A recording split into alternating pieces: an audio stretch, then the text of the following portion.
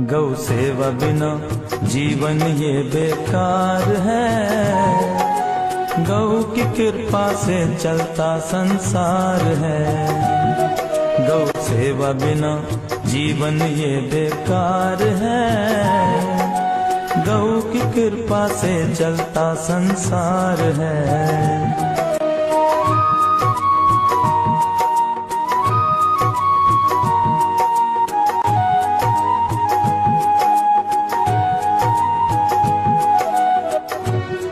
सबकी गाय चराते थे, ना तो उसको किसी धर्म का ज्ञान था, ना किसी साधना का ज्ञान था।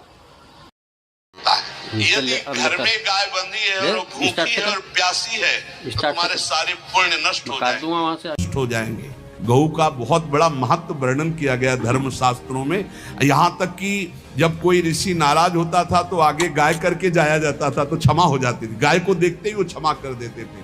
क्या बिना गौ सेवा के जी जो समर्थ है हर तरह से जी बिना गौ सेवा के जी क्या उसकी उपासना कैसे? जो मुक्ति है वो विशुद्ध बोध से है, जो भक्ति है वो विशुद्ध प्रेम से है, और जो धर्म है उसके ये अंग है। मैं पहले समझाता ये बात है।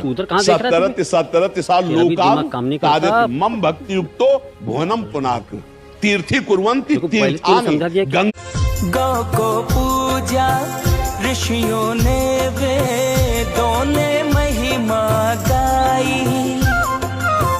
गौ में बसते नारायण माँ लक्ष्मी स्वयं समाई। गौ का बहुत बड़ा महत्व वर्णन किया गया धर्म शास्त्रों में। यहाँ तक कि जब कोई ऋषि नाराज होता था तो आगे गाय करके जाया जाता था तो क्षमा हो जाती थी। गाय को देखते ही वो क्षमा कर देते थे। पांचों गव्यामूलक द्रव्य जो उपयोगी पग पग जीवन में, यूं तो धन है अनेक नहीं पर गोधन साधन तीनों भवन में। यूं तो धन है अनेक नहीं पर गोधन साधन तीनों भवन में। हर रोज सुबह होते ही अपने घर से निकलती हूँ, भूखी प्यासी चलती हूँ, अपने नन्हे नन्हे बच्चों के लिए भोजन की तलाश में करती हूँ। हर दिन प्रयास करती हूँ और ये आभास करती हूँ कि इंसानों का और हमारा क्या रिश्ता है जो हमें इंसानों की तरफ खींचता है, क्योंकि जहाँ इंसान होते हैं हमारे लिए वही भगवान होते हैं। लेकिन दुख होता है मुझे जब भोजन की जगह खाने को पत्थर और लातें मिलती हैं। मैं तब भी उन पे भरोसा करती हूँ और खुद से एक समझौता करती हूँ कि इंसान चाहे मुझे कुछ भी कहे, उनके लिए रोज रात भर पहरेदारी करती हूँ।